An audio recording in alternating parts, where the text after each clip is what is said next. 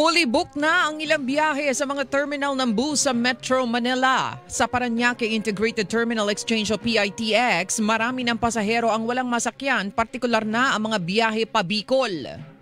Nagpapareserve sana po ako hanggang sa 19 na po ay alis namin. Fully booked na po daw lahat. Wala na, i-adjust na lang po namin talaga yung date na pag-uwi. Ang tinig ng isang pasahero, sinabi naman ng PITX na para matiyak na may masasakyan ng mga pasahero, nagpasya ang ilang kumpanya ng bus na magdagdag ng mga bus unit na bibiyahe sa iba't ibang probinsya. Marami na po yung mga nakapag-advance booking. Pero hindi naman po ibig sabihin nun ay wala na po tayong biyahe sa PITX. Marami pa rin naman pong available trips dahil nagdagdag po ng mga buses or supply ang mga bus company.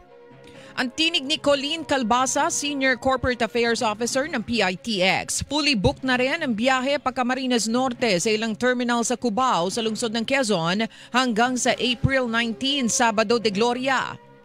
Parang nalungkot lang po kasi nag-aabol din po kami at mag-graduation po yung anak ko . Ang tinig ng isang pasahero.